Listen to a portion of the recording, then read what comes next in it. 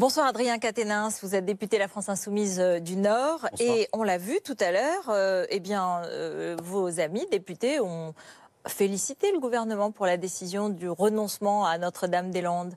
Vous dites bravo ce soir? Bien sûr, nous le disons, nous saluons la décision du gouvernement et la prise de position très claire du Premier ministre. C'est une décision courageuse et vous savez, on est un groupe d'opposition, on dit de la France Insoumise et c'est le cas qu'elle est la première force d'opposition, mais nous ne sommes pas une opposition principielle et quand nous avons des raisons d'être d'accord avec ce que fait le gouvernement, avec ses choix, nous le disons et là c'est le cas. Et il n'y a pas, moi je n'y vois pas une capitulation, j'y vois un vrai souci d'observer les différents projets et contre-projets qu'il y avait. Vous avez vu notamment les rapports qui ont été remis à la mi-décembre par les médiateurs, qui ont montré d'ailleurs que les rapports précédents, parfois il y avait eu des factures qui avaient été gonflées pour peut-être diriger des choix politiques. Bon là je pense qu'il y a eu le temps de la concertation et que la décision qui a été prise est une décision d'intérêt général. Voilà ce qui m'intéresse. Un mot sur la ZAD. Est-ce que vous avez des contacts avec les occupants, les gens, les zadistes, ces fameux zadistes, puisque le Premier ministre a annoncé qu'elle serait évacuée dans les 2 mois à venir?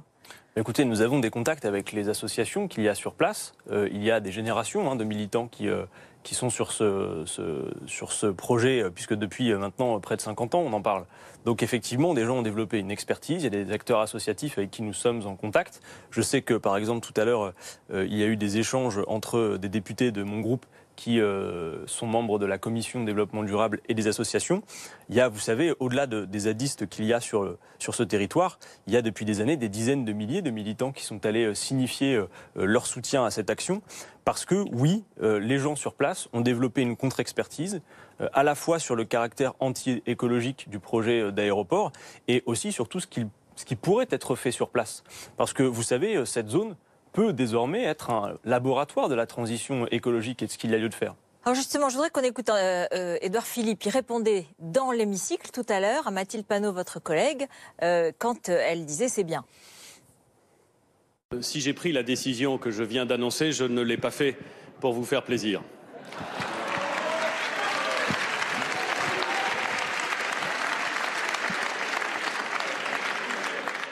Le projet ne se fera pas, c'est vrai.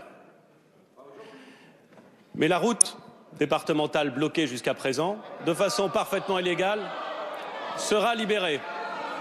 Les occupants sans titre, qui occupent donc illégalement des terres sur lesquelles ils ne détiennent aucun droit, seront expulsés s'ils ne partent pas d'eux-mêmes. Ça vous inquiète ?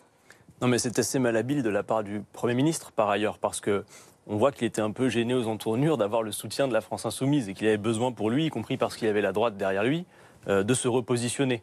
Mais oui, il peut nous arriver de soutenir le gouvernement. Et par ailleurs, il y a cet effet un peu coup de menton de dire mais nous allons par la force peut-être réussir à dégager la route départementale. Vous êtes d'accord sur le principe de l'évacuation ou pas? Attendez, j'y viens sur l'évacuation. Par contre, il a parlé de la route départementale. Mais vous savez que déjà depuis hier, les militants qui sont sur place ont expliqué que s'il y avait une décision et que le gouvernement reculait sur la question du projet de Notre-Dame-des-Landes, bien évidemment, la route serait dégagée. Donc ce qu'Édouard Philippe prétendait conquérir prochainement, c'est déjà acquis.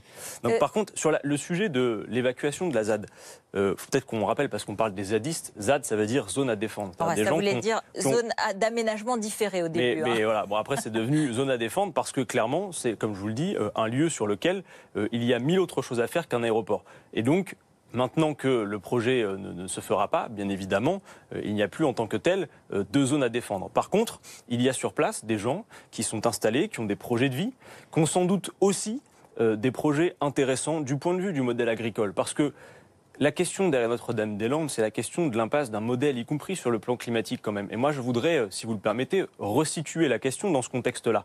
Parce que le modèle Notre-Dame-des-Landes, c'est le modèle du tout aviation. On sait aujourd'hui que d'ici à 2035, les émissions de gaz à effet de serre du fait de l'aviation civile vont passer de 2 à 35%.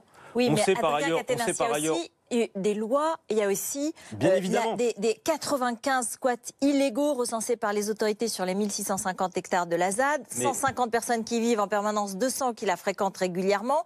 Il y a eu des violences, il y a eu dans ces zadistes, il y a eu des personnalités qui ont exercé des violences, qui ont mis beaucoup d'agitation dans les centres-villes de Rennes, de Nantes. Est-ce que tout cela, ça doit être fini ou pas? Est-ce que là-dessus, vous êtes d'accord? Vous prenez le problème par le mauvais bout. Moi, je vois d'abord et avant tout des militants qui ont, je vous le dis, sérieusement développé une contre-expertise. Et d'ailleurs, la décision du gouvernement, elle se fait aussi parce qu'ils ont été à l'écoute de ce qu'ont eu à dire les militants. Et vous savez, ce n'est pas neuf. Moi, je prends parfois cet exemple du Larzac. Vous vous souvenez qu'à l'époque, il y a eu des luttes et assez claires. Et aujourd'hui, qu'est-ce qui se passe sur ce territoire? Il y a toujours un bail qui court entre l'État et une société civile qui a été créée à l'issue du conflit à l'époque. Et sur place, vous avez des agriculteurs et tout se passe bien comme ça ne s'est jamais passé. Oui, donc, vous pensez qu'il n'y aura pas de violence et vous pensez que... Moi, je suis absolument confiant parce que je sais que l'immense majorité de ces militants étaient là pour une cause, qu'ils obtiennent gain de cause aujourd'hui, que le choix du gouvernement est un choix